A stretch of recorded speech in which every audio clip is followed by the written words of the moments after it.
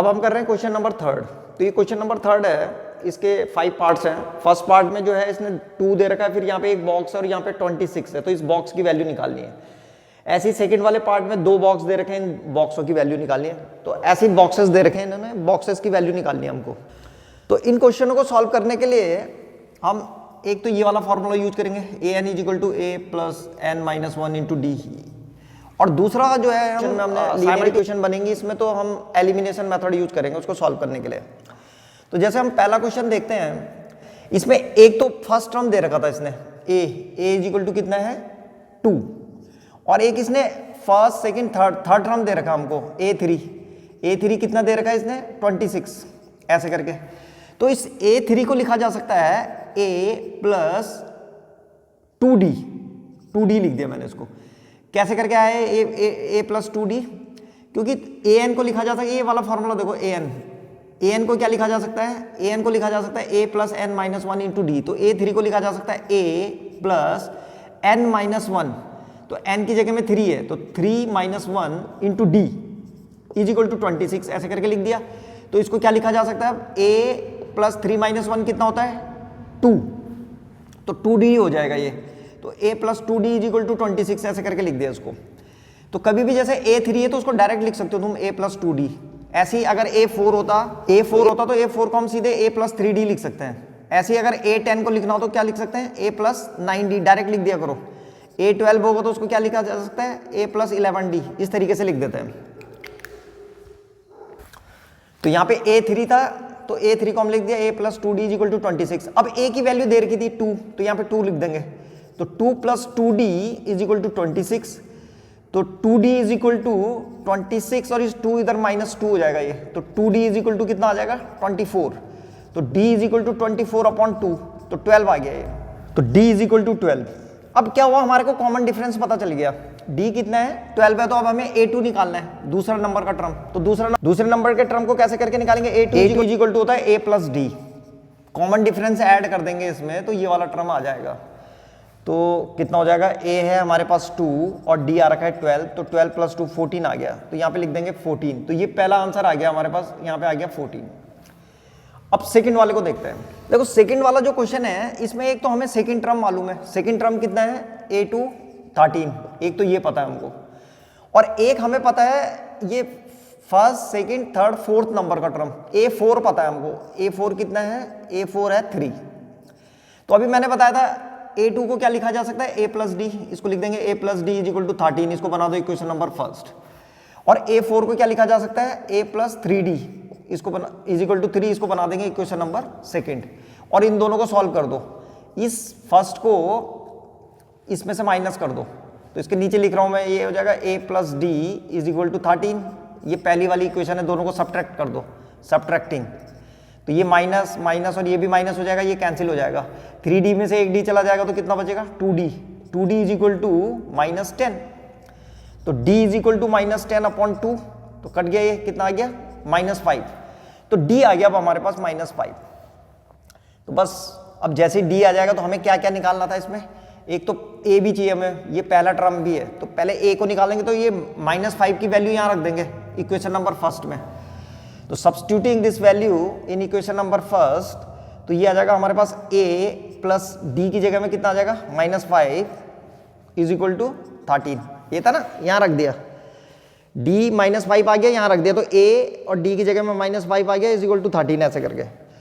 तो ये plus minus का माइनस हो जाएगा, a - 5 = 13, और इस 5 को उधर भेज देंगे, तो ये आ जाएगा a = 13 + 5, तो कितना हो जाएगा 18।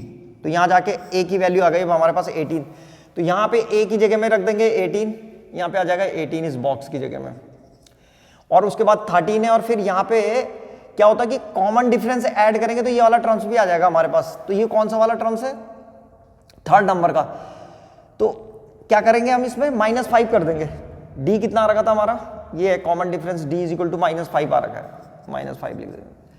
तो यहाँ पे 13 - 5 कितना होगा, ये आ जाएगा हमारे पास 8, तो यहाँ पे 8 आ गया, मिटा के लिख देते हैं। तो ये आंसर आ गया इसके 18 और 8। अब चलते हैं थर्ड पे, थर्ड को भी इसी फॉर्मूले से सॉल्व करना है। देखो क्वेश्चन नंबर थर्ड में यहाँ पे फर्स्ट टर्म दे रखा है इसने 5, तो a इज इक्वल टू 5 है। और उसके बाद first second third fourth number का टर्म दे रखा है इसने हमको, a4 कितना है हमारे पास, वो है 9 1/2 ऐसे करके। तो a4 को क्या लिखेंगे, a plus 3d, n-1 into D वाला फॉर्मूला लगा दिया, तो 4 - 1 कितना हो गया 3d, तो इज इक्वल टू, और इसको थोड़ा सॉल्व कर देंगे, 9 2 = 18 और 19/2 हो गया ये। और a की वैल्यू दे रखी थी इसने 5, तो यहाँ पे लिख देंगे 5 + 3d इज इक्वल टू 19/2, तो इस 3 को उधर भेज देंगे, तो ये जाएगा 3d is equal to 19/2 minus 5, 3d is equal to 19/2 minus इसके नीचे 1 है, तो 5 2 = 10 हो जाएगा, ये 2 LCM ले लो, तो -10 हो गया, तो ये आ जाएगा 3d इज इक्वल टू 9/2, 19 - 10 कितना होता है 9, और ये 3 मल्टीप्लाई में यहाँ जाके डिवाइड में चला जाएगा, तो d इज इक्वल टू हो जाएगा 9 और 2 × 3, 3 से कैंसिल हो गया, 3 3 से 9, तो d आ गया हमारे पास 3/2।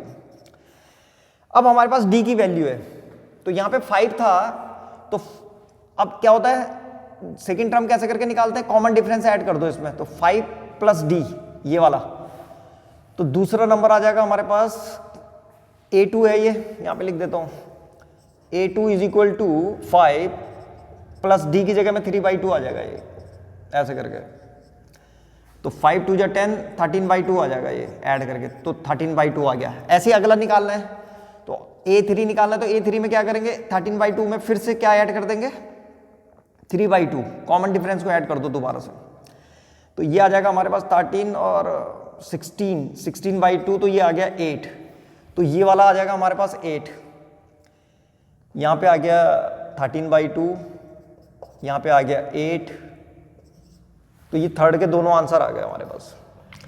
अब करेंगे फोर्थ वाला पार्ट। अब हमारे पास फोर्थ वाला पार्ट में a दे रखा है फर्स्ट टर्म, और फिर उसके बाद जो है 1 2 3 4 5 टर्म निकालने हैं, और फिर 6 टर्म दे रखा है इसने, तो फिर से यही वाला फॉर्मूला यूज कर रहे हैं और सॉल्व कर रहे हैं इसको। देखो a की जगह में है -4, a इज इक्वल टू -4, और a किसने कौन सा वाला टर्म दे रखा है हमको 6 टर्म, a6 दे रखा है इसने 6, तो यहीं से शुरू करेंगे इसको। a6 को क्या लिखा जा सकता है, a + 5d, भाई a प्लस n की जगह में 6 है, तो 6 - 1 कितना होता है 5, तो सीधे लिख देते हैं 5d, a + 5d is equal to 6, और a की वैल्यू -4 है, यहाँ पे रखो -4, तो -4 + 5d इज इक्वल टू 6, -4 वहां चला जाएगा, तो 5d इज इक्वल टू कितना हो जाएगा 6 + 4 यानी कि 10, तो 5d इज इक्वल टू 10, तो d इज इक्वल टू कितना आ गया हमारे पास 2।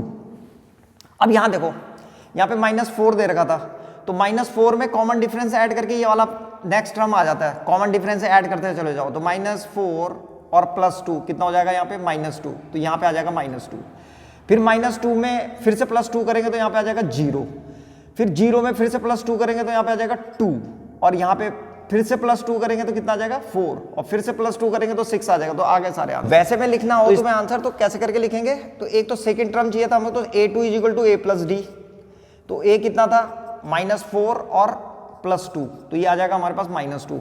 ऐसे ही a3 इज इक्वल टू होता है a2 + d, तो a2 -2 आ रखा है, फिर से +2 इज इक्वल टू 0। ऐसे ही a4 इज इक्वल टू होता है a3 + d, तो a3 कितना हो गया, a3 0 है, तो 0 + 2, तो 2 आ गया। और फिर a5 निकालना था हमें, तो a5 इज इक्वल टू कितना हो जाएगा a4 + d, तो a4 कितना आ रखा था 2 और +2 कितना हो गया 4, 2 + 2 इज इक्वल टू 4, तो ऐसे करके आ गया।